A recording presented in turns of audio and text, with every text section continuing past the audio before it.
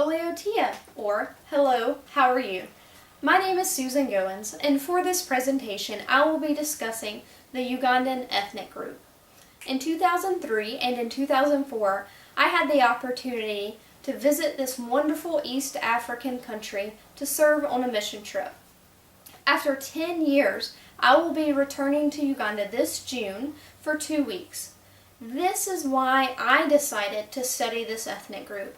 I want to learn as much as I can about the Ugandan people and how to effectively minister to every single adult and every single child that I come in contact with.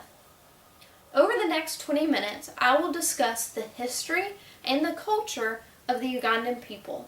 We'll also review how they receive and give help, and lastly, provide you with suggestions on how to minister to the Ugandan people.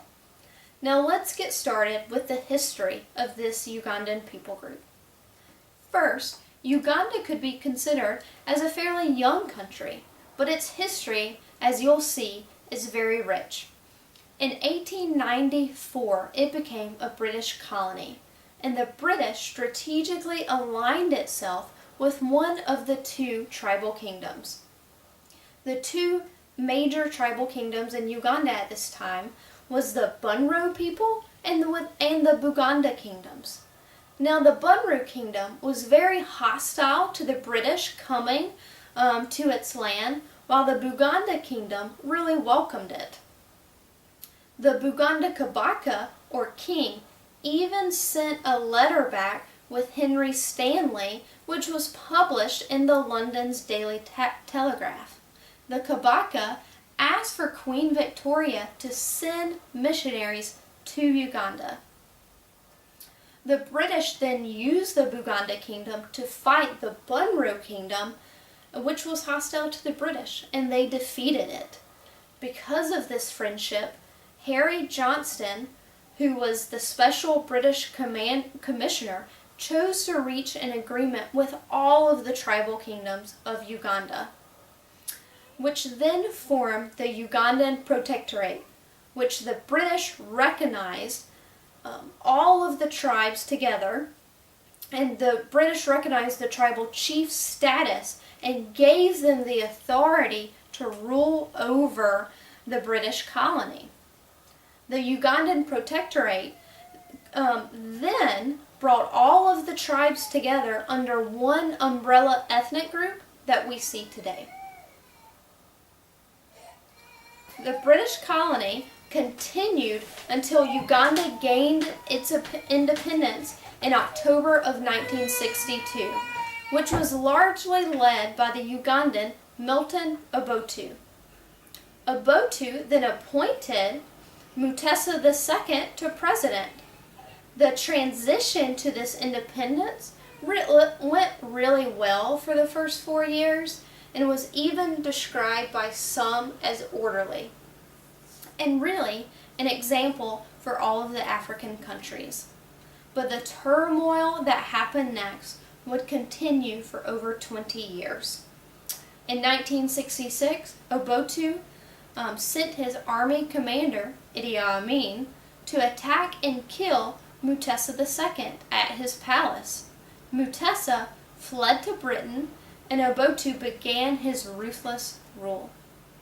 Obote took all government power in his hands, and any Ugandan that questioned his authority was immediately put in prison or killed. In 1971, Idi Amin overthrew Obote and became the next dictator of Uganda. I'm sure most of us have heard of Idi Amin and his cruel dictatorship that lasted from 1971 all the way to 1979. Or maybe you even saw the movie, The Last King of Scotland. But it's really difficult to describe the extent of his brutality. First, Amin killed any person he suspected was opposed to his administration. Amin's ruling had a major impact on the country's economy as well. He began to align the economy and the trade with Libya and Palestine rather than Britain. At this time, Uganda also had a large Indian population, as many of the Indians were business owners. Amin gave them 90 days to leave the country, and they could only take what belongings they could carry on their backs. This had a huge impact on the economy. Amin's reign can be summed up with the obsession of distrust, which led him to kill many different ethnic groups, church, and political leaders. It is estimated that under his 8-year rule, over 500 million, over 500,000 people, were killed. In 1979, Uganda began to rebuild. And this was really with the help of the Tanzanian government, which defeated Idi Amin's army. Now, before we move on, there's one last thing we need to discuss in regards to Uganda's history, which has affected this country greatly. And it's Joseph Kony and the Lord's Resistance Army, or LRA. Now, Joseph Kony is the leader of the LRA, which has terrorized northern Uganda for the past 2 decades. Kony claims to be fighting for the 10 Commandments. He has abducted thousands of children and forced them to be child soldiers and sex slaves. His militia group has killed over 100,000 people, and he remains today to be one of the most wanted war criminals as issued by the International Criminal Court. Throughout the turbulent history of Uganda since its independence, the people have remained. And really, the culture of this ethnic group has remained. So let's talk a little bit about the culture. Uganda is also known as the Pearl of Africa, as Winston Churchill described it. It is located in East Africa between Kenya and the Democratic Republic of the Congo. It's a landlocked country with 236,000 square kilometers, which sits directly on the equator. Because of the country's location to the equator, the Ugandan people live in a tropical environment with a moderate temperature and only 2 seasons a year, the wet and the dry season. Because of the rainfall in the wet season, the majority of the Ugandan people rely on the agriculture of the land for their livelihood. The people also still rely on manual labor to accomplish the most basic tasks like gathering water, gathering firewood, digging by hand, and collecting the harvest by hand as well. The main exports of Uganda are coffee, tea, corn, and cotton, which primarily are grown by small farmers by hand. The capital city, and really the only city in Uganda, is Kampala, which is home to over 1.5 million people. The more elite Kampalans own businesses and provides job opportunities to poorer residents of Kampala. However, the majority of the Ugandans that live in the city are unemployed or self-employed through trading at the markets. For example, you can see these items that I have purchased at the markets over 10 years ago. Religion is an important aspect of the culture. 84% of Ugandans identify themselves as Christians, while 12% identify themselves as Muslims. There are 2 official languages of Uganda, which is English and Swahili, but many Ugandans primarily still use their native tongue, which is Luganda. The majority of the foods in Uganda that are staples really come from the agriculture that you'll see of the land. The most popular dish is called matoku. Matoku is made from mashed green bananas. So these green plantains are boiled in a large pot and they're cooked all day long, and after they're cooked, they're able to be mashed. and once they're mashed, they're served with a peanut sauce over it. Lastly, it's important to discuss the music of Uganda. The traditional music of Uganda is still passed down from generation to generation. Traditional music plays a major role in different occasions, such as weddings, funerals, and celebrations.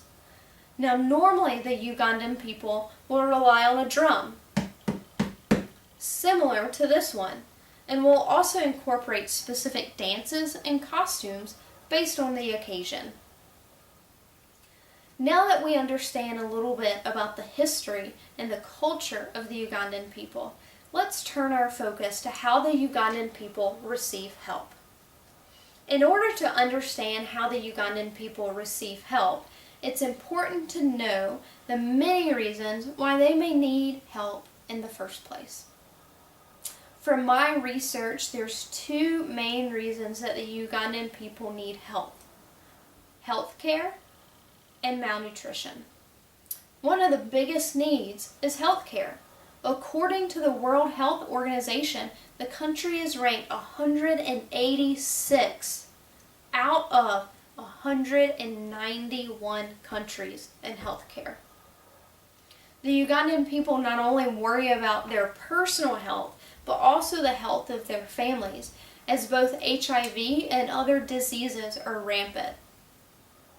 They really welcome any help they receive by trained healthcare professionals. The Katyn Community Partnership Program is making strides in the village of Katyn. It is not only providing health care, but one really neat thing that they're doing is they're creating what's called a village health team.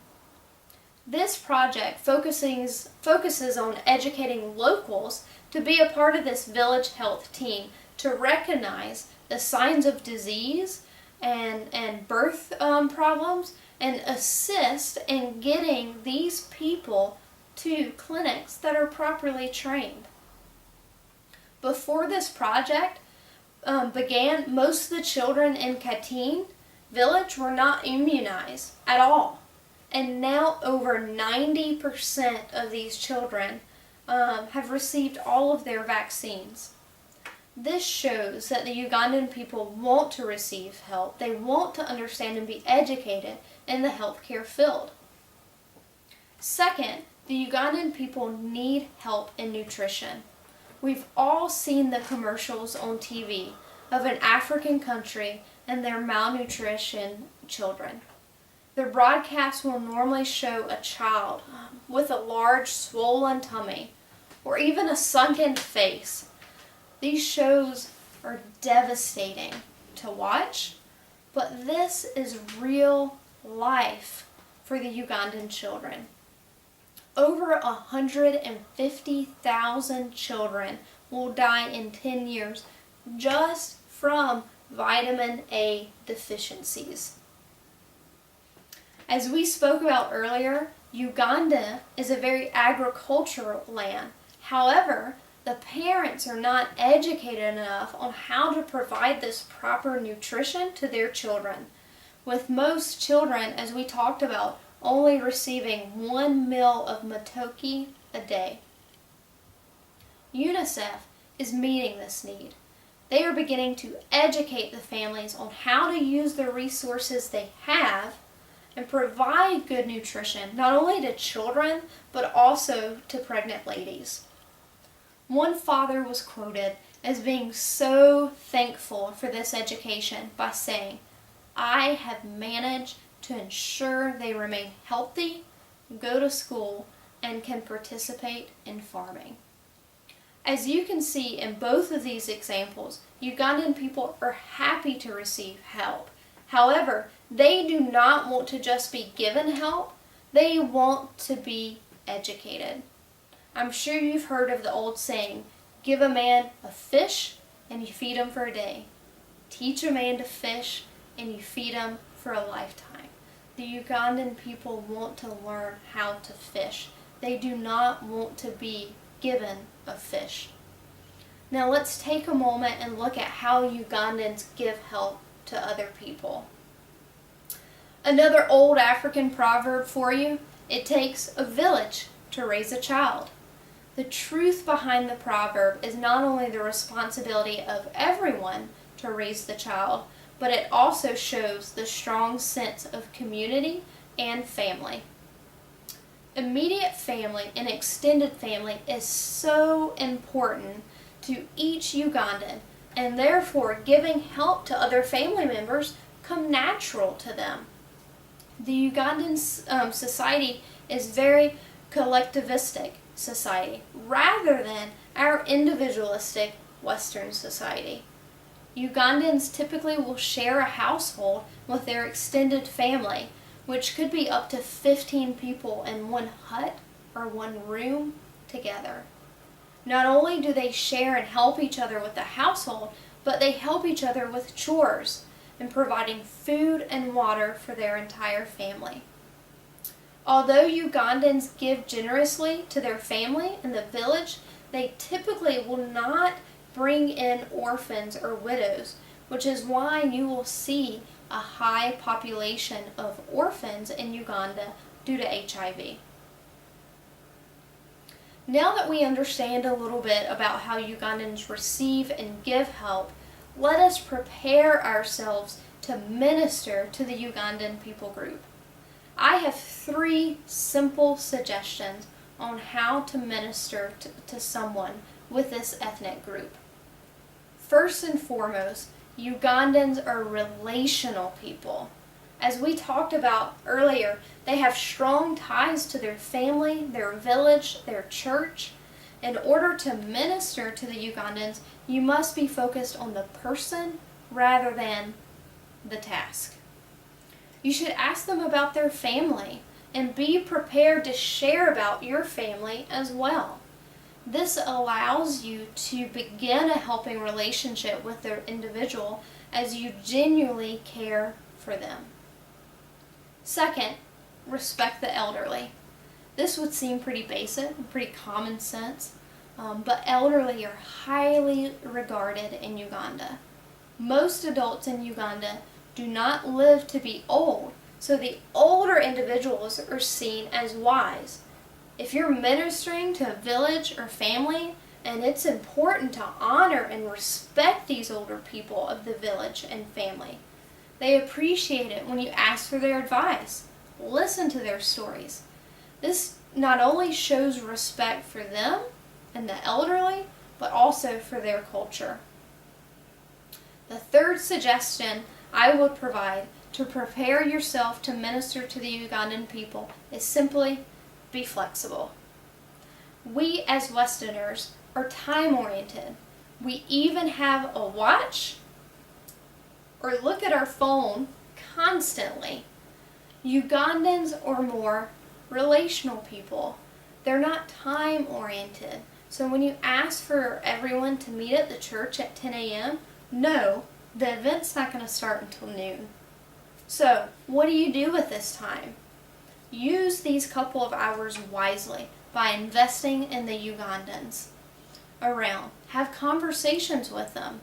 Focus on them.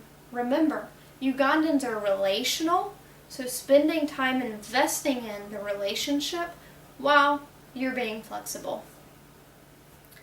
So to conclude this presentation, I want to recap what we've discussed. First, the Ugandan people has had a very turbulent history since its independence. They have overcame multiple dictators and continue to fight against the Lord's Resistance Army in northern Uganda. Although there have been struggles, the culture of Ugandan people have remained very rich. They primarily provide for their families through agriculture, and the majority of the Ugandan people are Christians. Lastly, the Ugandan people both happily receive and give help to others. The Ugandans are not prideful in receiving help, but they want to be educated in the process. They are also a very tight-knit community and naturally provide help to their extended family and the village. One day, I really hope you have the opportunity to visit Uganda or even speak with a Ugandan person. when you do, remember, build the relationship.